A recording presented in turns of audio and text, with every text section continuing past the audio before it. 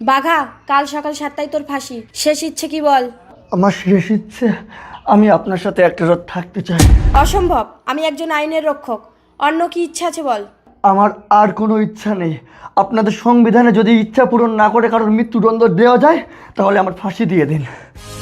ঠিক আছে, আমি এই পোশাকটাকে ভীষণ সম্মান করি, তাই আমি এই পোশাকটা পাল্টে আসছি। ইন্সপেক্টর প্রতিজ্ঞা একজন অপরাধীকে শাস্তি দেওয়ার জন্য ডিউটির বাইরেও নিজেকে বলিদান দিতে প্রস্তুত হলেন। কিছুক্ষণ পর দেখেছিস বাঘা, এই স্বদেশ ঘোড়াইয়ের সাথে পাঙ্গা নেওয়ার পরিণতি? কাল সকাল 7টায় তোর ফাঁসি। তোর মতো দেশের দড়িকে বিনাশ করার জন্য আমার মতো বাঘা যুগে যুগে জন্ম নেবে স্বদেশ ঘোড়ায়।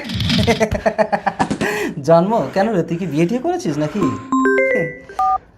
হ্যালো, হ্যাঁ মেয়েগুলোকে বিদেশে পাচার করে দে। ঠিক আছে, আমি এক্ষুনি আসছি। স্যার, এ কি ইন্সপেক্টর প্রতিজ্ঞা, তোমার ইউনিফর্ম কোথায়?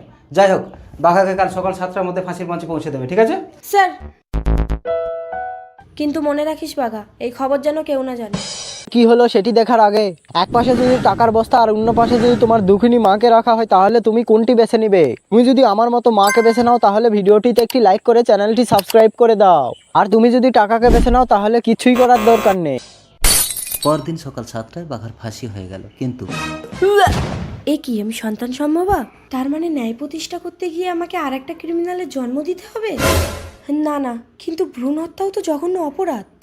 কনগ্রাচুলেশন ইন্সপেক্টর প্রতিজ্ঞা, তুমি বাঘার মতো একটা জঘন্য অপরাধীকে ফাঁসি দিয়ে যে বীরত্বের পরিচয় দিয়েছে তার জন্য তোমাকে আমি প্রমোশন লেটার দিতে এলাম। আমি আর এই চাকরিটা করব না স্যার। কি বলো, একটা জঘন্য অপরাধীকে শাস্তি দিয়ে তুমি এত ইমোশনাল হয়ে পড়ছো কেন? এটা পুলিশের জব, এখানে ইমোশনাল বলে কোনো কথা নেই। আমি আর এই চাকরিটা করব না স্যার, বাস। ওকে।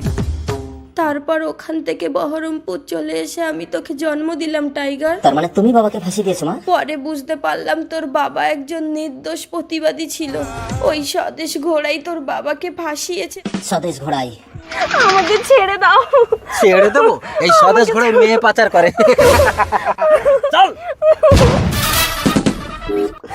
কি ওটা? Tiger tiger tiger. খতম। এবার তুমি যেতে পারো। আমি কোথায় যাব? এই শয়তান তো আমার বাবা মাকে মেরে ফেলেছে। ঠিক আছে, আজ থেকে তোমার সারা জীবনের দায়িত্ব আমি নিলাম। আমাকে কি করতে হবে? তোমাকে আমার বাবা বীর বাঘাকে আর একবার জন্ম দিতে হবে। আমার মতো বাঘা যুগে যুগে জন্ম নেবে স্বদেশ ঘোড়ায়।